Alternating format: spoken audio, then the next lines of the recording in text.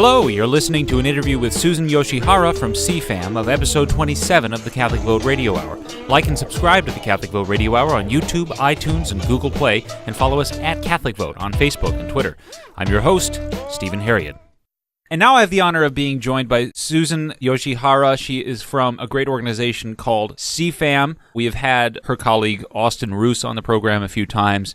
And first of all, thank you very much, Susan, for joining us. You're welcome, Stephen. It's good to be here. What I'm interested in speaking with you about is just last week, the UN met with, among others, U.S. delegates to determine some things about women internationally. And this is normally a pro-abortion fest, but the Trump administration really threw a wrench in it. So first of all, I'm interested in hearing your perspective on this new delegate who had a delicious hit job published against her at The Independent, which was the equivalent, as I was mentioning to you earlier, of the villain in a cartoon saying curses foiled again. It really made her look like the hero, in my view. We're talking about Bethany Kozma. What is her story? Bethany works at the U.S. Agency for International Development, USAID. She's been in and out of government. She worked for the Bush administration. She had a few posts there. She is a conservative. She's a mom of 3 young children. She lives in Northern Virginia with her husband and her kids. And she was sent as a delegate to the UN for this Commission on Status of Women, which makes sense because she is a gender advisor. Gender, the word that we use now to describe what we used to call women. But she was up there to promote the administration's goals, many good things, such as education, economic opportunities and work that improved health. And in particular, this year we looked at rural women. So the whole agreement was focused on helping rural women with all of those things. And she's an expert, and she was sent up there. I have to say, though, this year the Trump administration did a fantastic job of preparing for this. They had an interagency position that completely sought to eliminate sexual and reproductive health. The term sexual and reproductive health is used by many at the UN to mean abortion. Right. And as you know, this administration came out the gate very strongly against promoting abortion overseas. So what Bethany Kozma was doing was making sure that the Trump administration's pro-life policy was carried out internationally. Right. A lot of the language that goes on in these negotiations at the UN, it's so euphemistic and it's so, frankly, villainous and dishonest. It's sort of like the nobles surrounding the emperor who is wearing no clothes. And you don't want to look like a fool, so of course you say to the children, shut up, of course he's wearing clothes, and aren't they gorgeous? Aren't they beautiful? Well, this term, sexual and reproductive health, was actually coined by folks here in the U.S. in the 60s to clean up the term abortion on the debate over abortion in the late 60s and 70s when this was going to the states. And so the big abortion providers call themselves reproductive health professionals and so on and so forth. So it's no surprise that when it entered into UN language in the early 90s and the Clinton administration went off to Cairo to this big conference, what they were really trying to do was to create an international right to abortion under the guise of this term. Right. And they failed. And the reason they failed is because you had a bunch of pro-life groups from the United States, some from Europe. You had Pope John Paul II, John Paul the Great, get personally involved. And even before the conference started, Vice President Al Gore had to come out and say that a right to abortion was off the table. Right. It was a stunning defeat for them. But they just decided to sort of push it through other means. And one of the means is this type of a conference, kind of stealthy, if you will. Nobody really cares. It's up in New York. It happens every year. It's got a funny name that nobody even remembers. And these outcome documents from these conferences are not binding. But they are binding on the agencies, the UN agencies that we fund so generously. And that's why these are so important. Because the United States gives billions of dollars. We don't know where the money goes. And these agencies are not covered by the Mexico City policy. And that policy forbids funding foreign abortion groups. But that's only bilateral. So these documents matter. And that's why it was so important to have the administration go in there with a strong position, which they did. The Independent article that was meant to be sort of a hit job against Bethany Kozma, who strikes me as a pro-life hero here, that hit job made her look really good. And a lot of the double standards that are usual at these meetings were revealed here. And basically the complaint again and again was, who is this Bethany Kozma person? She is not cooperating. This is not how we do things. We're supposed to use euphemisms to cover up for the reality of abortion and how it devastates people. And we're supposed to promote this stuff, and we're supposed to call it sexual and reproductive health. Even the Holy See, even the Vatican cooperates with this stuff better than this woman. What is, make her go away. Well, I got to tell you, so the term sexual and reproductive health, yes, you could say, well, it doesn't include abortion where it's not against the law. But let's face it, that's only a few countries. And one of them, Ireland, is about to have a big referendum, and that matters. And I just noticed at this Independent article that that's the picture that they show, thousands marching in Dublin, because that's about to blow up in Europe. And that also played into these debates because the head of the negotiations was Irish. And not representing his own country's laws, he was actually promoting this term sexual and reproductive health. And of course, the wide, expansive view of that, which includes abortion for these rural women. Well, golly, here comes this American who was supposed to have this settled law from 1973, and she's not playing the game. But the reason is because the Americans have figured out over the years that this is just a really problematic term. We call it an opaque term. The lawyers might call it a capacious term, and that is that it could have this meaning or it could have the exact opposite meaning, depending on what country you're from, what language you're using. But we all know, because it was negotiated in 1994 to include abortion in it as part of the constellation of reproductive health services, right? Abortion is one of them, where it's not against the law. That's a problem. So we cannot, and certainly the Holy See cannot promote this term because somewhere it includes abortion as a service. So it absolutely cannot promote this term. The Americans come in and they are just basically telling it like it is. Look, this is a bad term. We have to get rid of it. And the thing is that for so long, this term has been used to hide what it really means. And you can see that this delegate, Kozma, and those folks who prepared the American position really hit him where it hurt.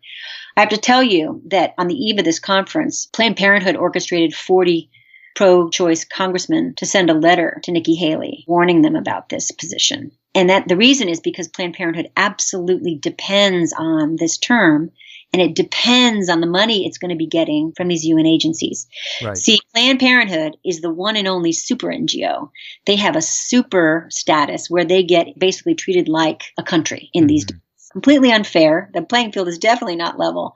However, you can see why this term is so important to them. So really, the Independent article is not a surprise for people paying attention, but it was pretty bold, wasn't it? I mean, it really called out this one young woman and made her either the hero or the villain, depending on where you stand. Yeah, well, and everything innocent about me and every bit of intact moral imagination was inspired to support Bethany Kozma by this. Yeah. I mean, you look at the situation, you say, who's David and who's Goliath? Yeah. Who's the emperor with no clothes? Who are the flattering courtiers? All of the roles are filled, and it's very obvious who the good guys and bad guys are, and Bethany comes out shining. Right, and you even see the picture that they chose. I mean, she just has an angelic countenance as she's doing. It's hard not to like her. Yeah, it's very hard not to like her. She's what, a mother? Mother of 3 young children, yep. She's a Christian, and if this were made into a Hollywood film, she'd be played by Jodie Foster, and we'd all root for her. Right. So, yeah. It just shows you that this is a nasty business we're in. And then the money is in the billions of dollars, and these groups absolutely depend on it.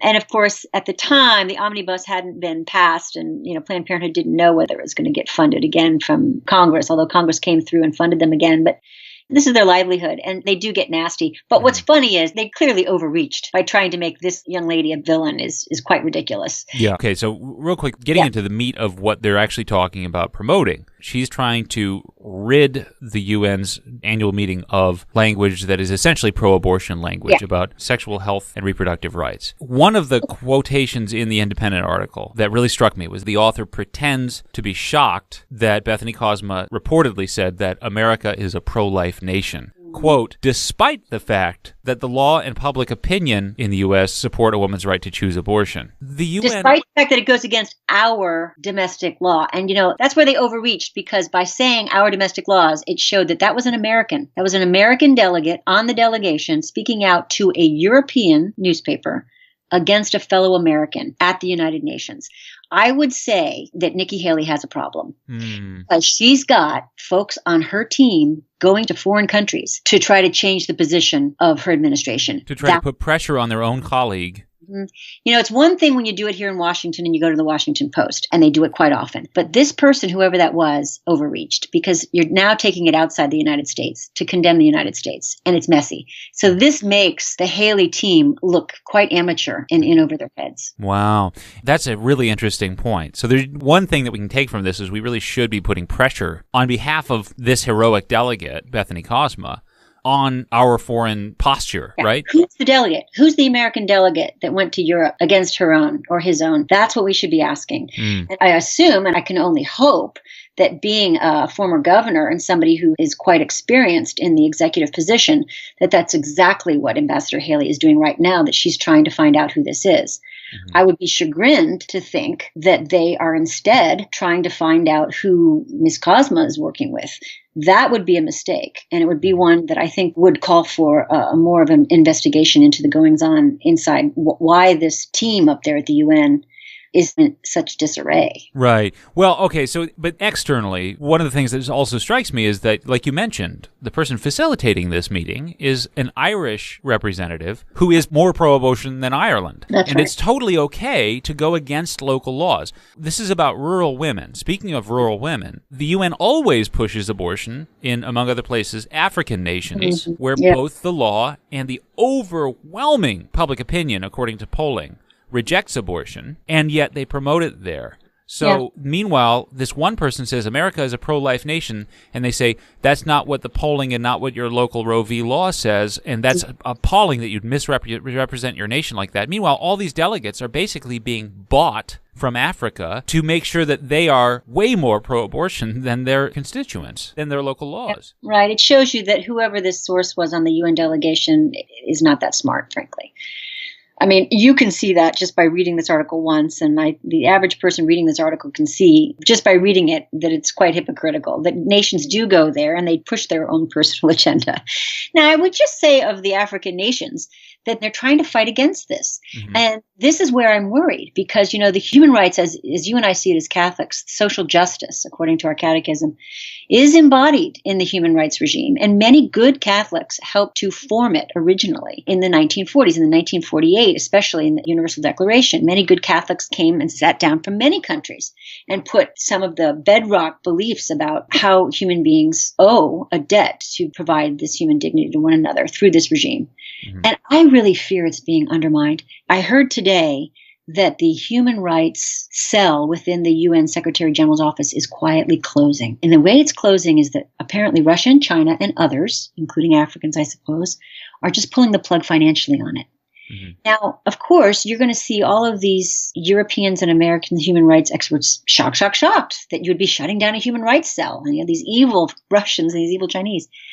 But, we have only ourselves to blame. When Europeans and Americans go to the UN and they claim that abortion is a human right, which it is not, and then when they put out reports with storied and credentialed law professors claiming that, in fact, abortion is a human right, it's no wonder we get such backlash against the entire human rights regime.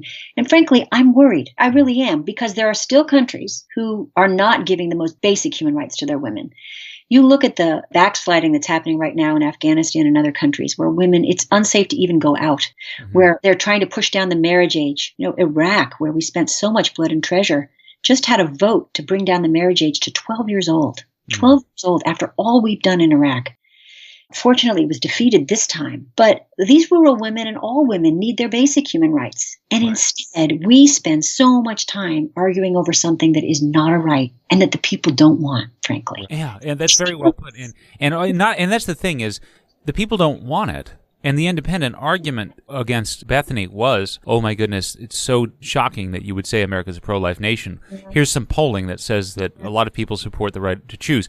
Well, actually, ultimately, the pro-life position is a human rights position backed by righteousness, by basically metaphysical arguments and philosophical arguments, rather than by a majority or mob decision. Right, as we know, human rights have not always been guarded by mobs. When we passed federal laws in the United States during the Civil Rights era to grant equality to blacks in this country, we did not poll Kentucky to make sure that they were okay with it. No. Because it was a basic, fundamental inviolable, inalienable human right that we were talking about. So, I mean, it's funny because ultimately all of this breaks down and we're just saying, well, this is human rights. We have science, we have philosophy on our side, and what you're doing is wrong, which we say regardless of majority opinions. But in addition to that and on top of that, the least decadent and most quote-unquote rural nations, frankly, tend to be actually, by polling, pro-life. They do, and their laws protect the unborn child in the womb.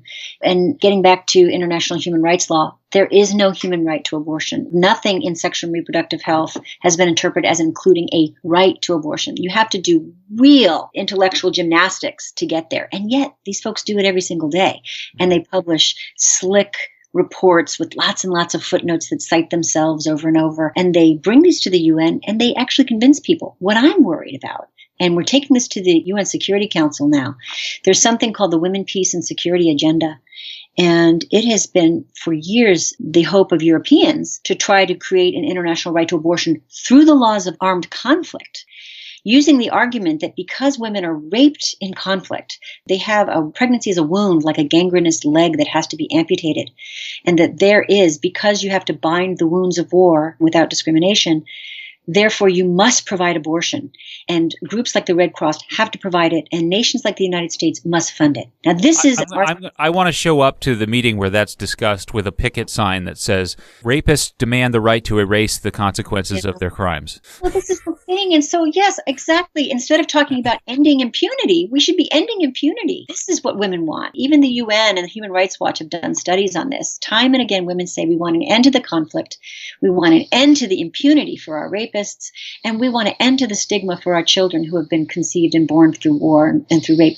And instead of that, all of the capital right now is going to be put toward trying to make abortion a human right, with the idea that it's going to make all things better for these women. Oh, it is heartbreaking. Now, this is coming to the Security Council this year. And right before the Security Council meets, Sweden, who is promoting this idea, is taking the Security Council on a little retreat and taking them off to Sweden. So it is a full court press right now at the Security Council to create this right to abortion through the laws of armed conflict. And now I'm worried because the United States, which has always been pretty darn good on international law, at least, regardless of what administration, this US UN is the one that's going to have to carry the water on this. And looking at this independent article and looking at how they have people leaking it on this issue, I'm worried. Well, they need some leadership. I always say, why pray when you could just worry? No, Thank you, Stephen. Thanks for the reminder. No, you're absolutely right. I'm not worried. Okay. No. You're right to worry. I see your point. What can we do? I personally, for one thing, would like to do some equivalent of shaking the hand of Bethany Kozma, because I see her really as a hero. I'm sure our listeners also would admire her after hearing her story, how she had an Alamo moment and held out for 2 solid weeks against these jackals. What can we do to support her and to support human rights in the UN? First of all, put a plug in for CFAM, which is a great organization. But also, what can we do for Bethany and others like her? Yeah, come to CFAM, c-fam.org, and read our Friday Facts. I have the honor of editing in that every week, and we put out stories that you're not going to hear anywhere else. You're going to hear these types of stories, and you can stay abreast of it. And if nothing else, you're going to know what to pray for every week. When it comes to people like Bethany Kozma, you could just write to Director Green at the USAID and congratulate him for having someone so solid on his team. And that's at the U.S. Agency for International Development. And I'm sure that he would be very happy to hear from you. And that's Washington, D.C., 20523. So his name is Mark Green, Ambassador Mike Green at the Agency for International Development, Washington, D.C., 20523. Write him a letter. Tell him how great Bethany Kozma is. That's Kozma. All right. Excellent. Well, thank you very much. We've been talking with Susan Yoshihara from CFAM. It's great to have you, and we look forward to having you on again soon. It's been a delight speaking with you. Thanks, Stephen. Well, thanks for listening to this interview from episode 27 of the Catholic Vote Radio Hour. Again, you can like and subscribe to the Catholic Vote Radio Hour on YouTube, iTunes, and Google Play, and don't miss the rest of this episode. I'm your host, Stephen Harriott.